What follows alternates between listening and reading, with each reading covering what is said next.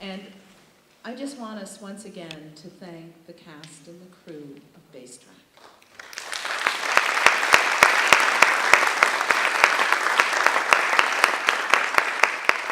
We're going to begin by introducing ourselves, and we're going to say our name, our role and involvement with the show, our role and involvement in terms of the military, and our hometown. And I'll start. Colleen Jennings Rogensock. It was 3 years ago that we began our first discussion. Annie and I began our first discussion. We first met to talk about the notion of this project. Michael Reed, our senior program director, spent time with us kind of talking about where the project would go. And I then am an advisor to a program called the National Theater Project, and it's run out of the New England Foundation for the Arts. And we fund 6 projects a year. We get applications in this round of 308 projects applied, and we funded 6. So this is a very special and very important project. It's important to me because I am an Air Force brat. My dad was in Strategic Dare Command, so I spent all of my years until I went on to college living on SAC bases around the world. So this program is a lot about my home. And so when people say, where are you from? And they always say, where are you from originally? And I say, originally, everywhere and nowhere, because you live on SAC bases. My name is Tyler Lamar. I played AJ in the show. I was a sergeant in the Marine Corps. I did 6 years active duty with 2 tours in Iraq. I never made it to Afghanistan. And I am originally from Seattle, Washington.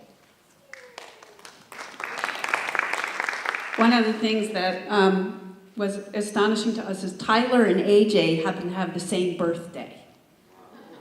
Coincidentally. I'm Annie Hamburger. I'm the producer of this project, and I'll tell you just a little bit about the inception of it. There is a photographer named Teru Kuyama, and he was embedded in Marine Unit 18 in Afghanistan with a group of other photographers, and all the pictures that you saw they took with their iPhones. He became frustrated at the lack of ink that the press were devoting to the war and these stories, and so he launched a Facebook page and a website called Basetrack, which enabled military families to be in touch with their loved ones overseas. It enabled wives, sisters, mothers to communicate with each other, and it also enabled the families waiting back home to see photographs and interviews of the people they loved, which they were very dependent on, as you could tell from the show. So this was originally developed at Juilliard. I saw it, was really blown away, and said, I'm going to take this, and I'm going to take this around the country. My background originally is I had a not-for-profit theater in New York, and then I ran a global division for Disney, in charge of all the creative development of the stage shows for the parks worldwide, and now I'm back running my not-for-profit again, and Basetrack's the inaugural production, and it's really been an amazing journey for me and the creative team, which I'm very proud of. My name is Joanna Sweat, and I was a staff sergeant in the Marine Corps, and I'm not affiliated with Basetrack, but with the university itself. I'm the military advocate for the Pat Tillman Veterans Center here, and my hometown is Sacramento, California.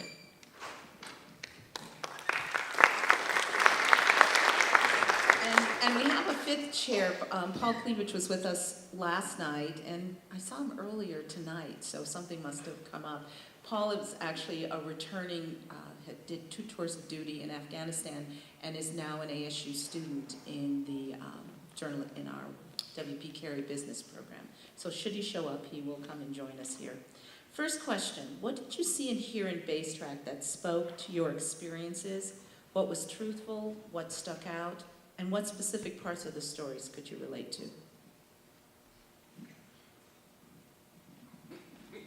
I'll go first. It's very powerful because this is the second time I've watched this. I watched this yesterday as well and did the panel.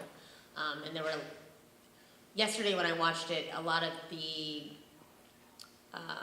family portion resonated with me the most. And then on the second viewing, just the experience of being a Marine, overall, it's captured in the media and the way it's depicted on stage. It's just really, it's very powerful overall. It's kind of hard to put into words. I'm just curious, how many people in the audience are either active duty or vets? Would you raise your hand?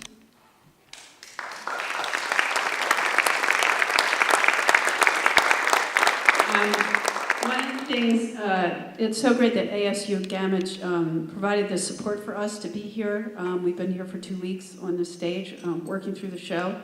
This kind of support is rare and so badly needed for shows like this to get off the ground.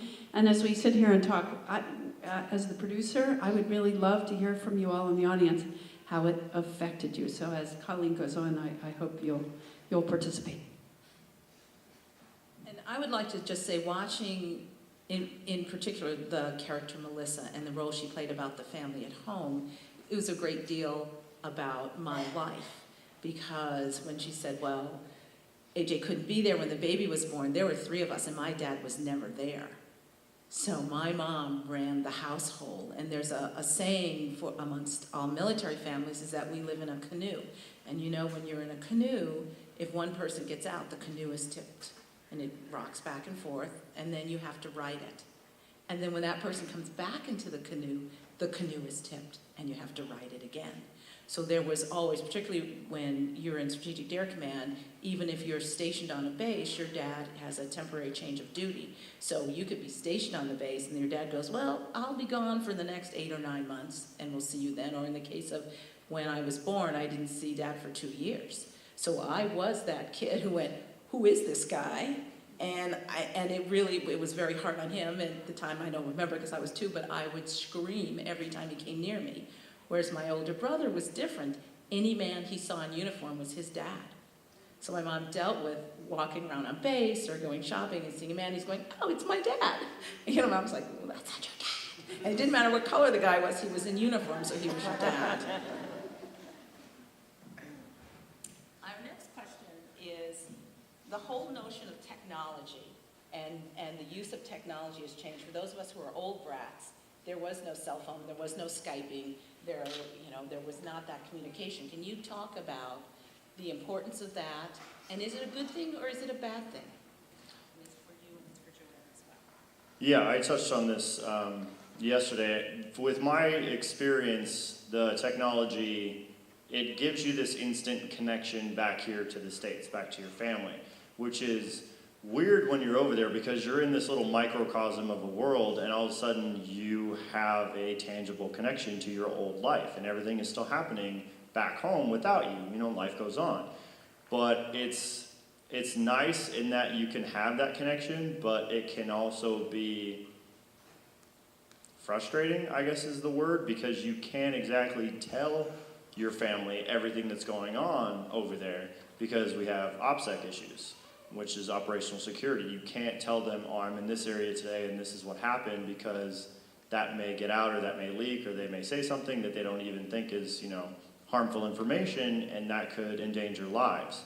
But in wars past, we haven't had steady connection. We didn't have internet cafes and satellite phones and all that stuff, so it would take months for letters to get home, and they didn't really have that problem. So that's just one thing that I encountered in my personal experience. I deployed in 2003, so I was there before the war started and crossed over and was there during the start of everything, and there was no technology for us then. So this, to me, is pretty surreal.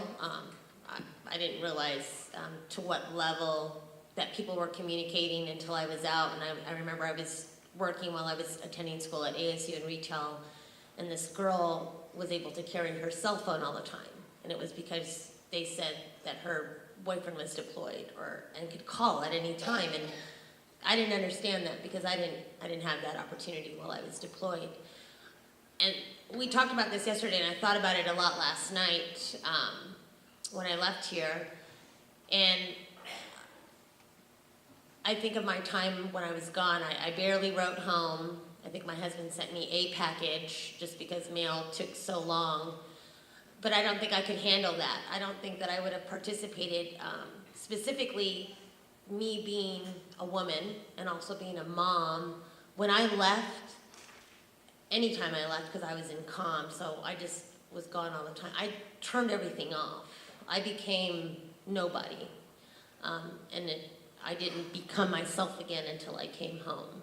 So I don't think that this kind of technology would have benefited me whatsoever. One of the things that didn't make its way into the show, because there's a wealth of material that we encountered, and we couldn't fit it all in. You'd be here for 3 days, but it was amazing to hear how many of the families talked about all the packages they send. So the woman that you saw up there who was talking about her son not coming to dinner till she asked him to, she literally used to make pounds and pounds and pounds of fudge. And somebody else talked about sending over one of those paddles with the balls, and that filled a lot of the conversation, everything that was shipped over.